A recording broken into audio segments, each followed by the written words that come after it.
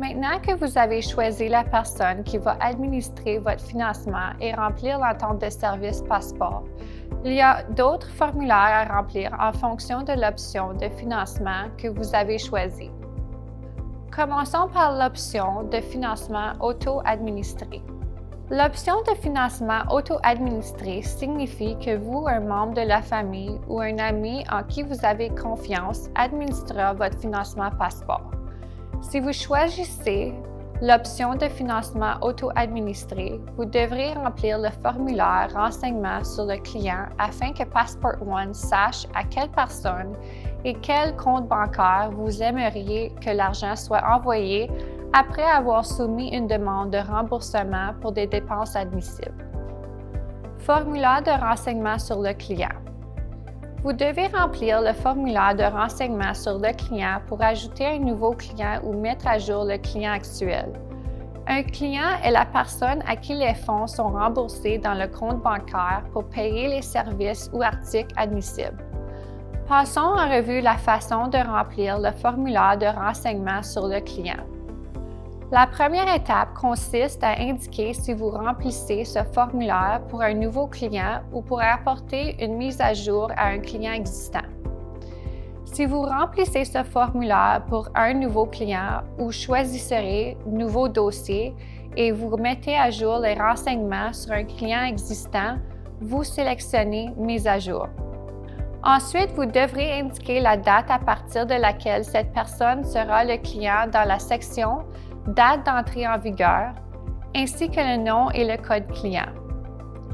Passport One rembourse les clients par transfert de fonds électroniques directement dans leur compte bancaire et votre client devra joindre un spécimen de chèque ou un formulaire de dépôt direct et cocher la section « J'ai joint un spécimen de chèque ou un formulaire de dépôt direct ».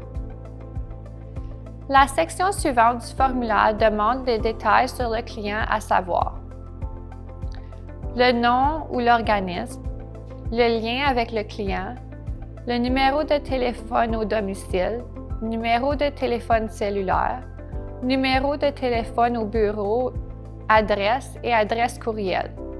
Le client peut choisir d'être avisé lorsque Passport One dépose des fonds dans son compte en choisissant la méthode de communication privilégiée. Il peut recevoir une notification par courriel, message vocal sur son téléphone cellulaire ou au domicile, message texte ou ne pas être avisé d'un dépôt direct. Le client et la personne qui administre les fonds devront signer tous deux ce formulaire.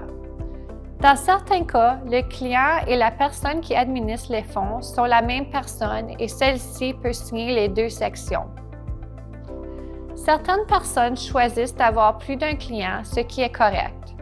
C'est important de garder à l'esprit que vous devrez remplir un formulaire de renseignement sur le client pour chaque client. S'il faut mettre à jour les renseignements sur un client, par exemple ses renseignements bancaires ou ses coordonnées, vous devrez remplir un formulaire mise à jour et l'envoyer à votre agence Passeport. Formulaire de renseignement sur le travailleur de soutien. Le formulaire de renseignement sur le travailleur de soutien ne doit être rempli que si vous choisissez de faire appel à un travailleur de soutien indépendant.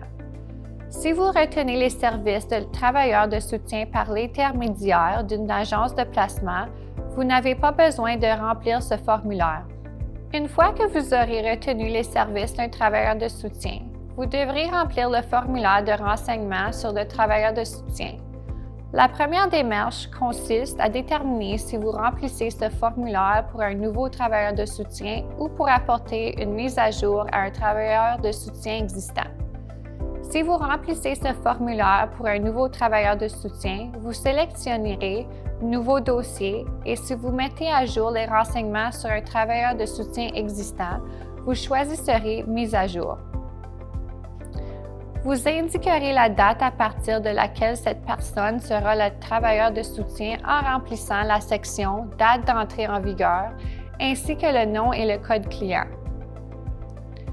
La prochaine section du formulaire de renseignement sur le travailleur de soutien demande les détails sur le travailleur de soutien, à savoir le nom, le lien avec le client, le numéro de téléphone au domicile, le numéro de téléphone cellulaire, l'adresse et l'adresse de courriel. C'est important de noter que tout le monde ne peut pas être un travailleur de soutien. Ces formulaires comportent des lignes directrices utiles pour vous aider à vous rappeler qui peut et ne peut pas être un travailleur de soutien. Un travailleur de soutien dont vous retenez les services ne peut pas être le soignant principal ou le conjoint, la conjointe d'un soignant principal du bénéficiaire du programme Passeport.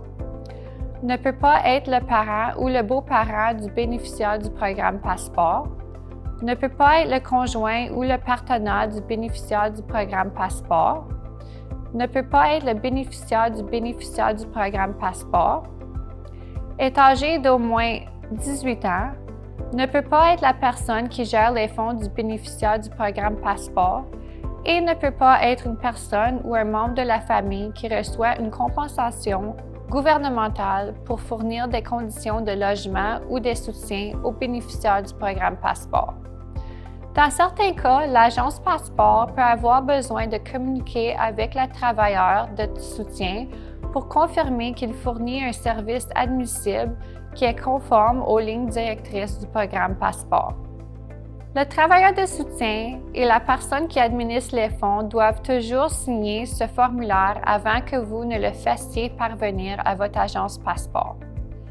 Certaines personnes retiendront les services de plus d'un travailleur de soutien, auquel cas un nouveau formulaire est exigé pour chaque travailleur de soutien.